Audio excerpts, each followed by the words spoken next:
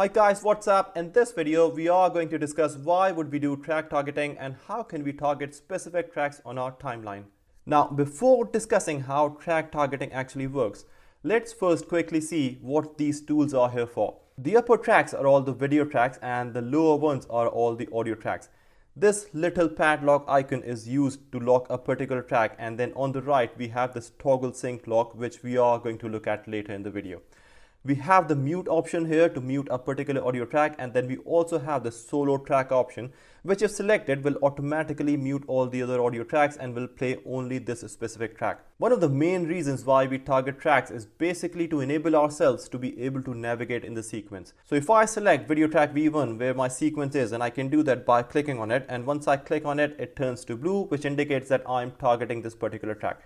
So now that I'm targeting this track, I'm able to move to different edit points on my sequence, as you can see. If I select audio track A1 and deselect the video track, then you will notice that I'm no longer able to move in my video track, and that's because I have selected the audio track and I'm moving to the different edit points within my audio track. The other reason why we would target a track is to be able to paste content on the desired location within our timeline.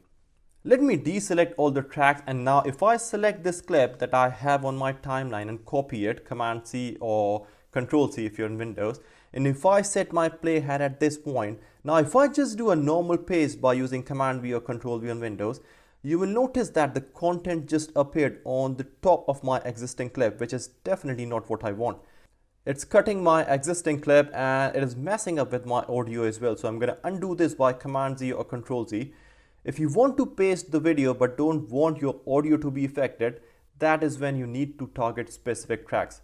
In this instance, I want my video to go on video track 2 and my audio to go on audio track 2.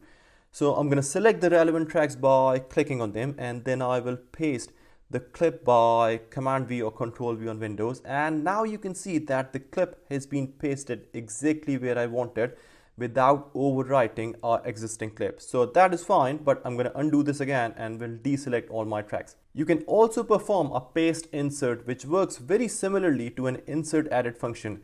And what it does is that it cuts everything on the playhead and pushes it over to make space for the new clip.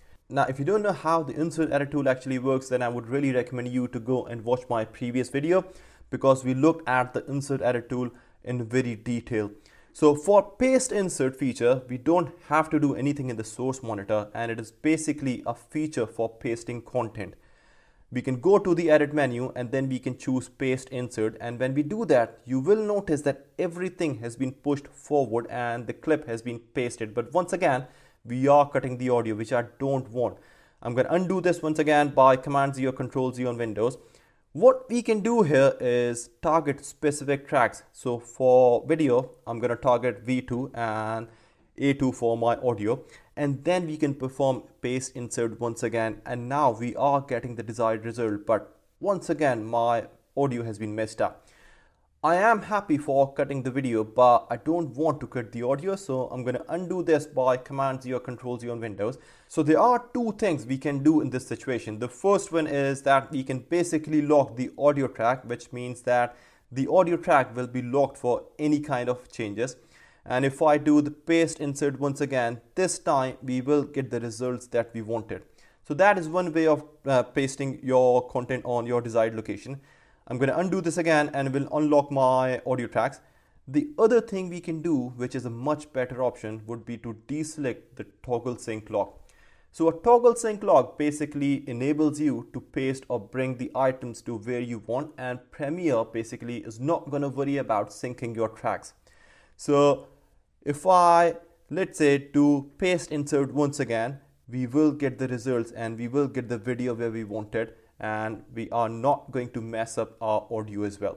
So guys, hopefully track targeting is beginning to make more sense, and you can begin to see how can you target different tracks in order to have more control over where you want your content to go within the sequence. Guys, this was it for this video. I'm gonna see you again next time very soon. But if you got any questions, or if there's anything you're not sure about, feel free to drop those in the comments area, and I will try my best to get back to you as soon as possible.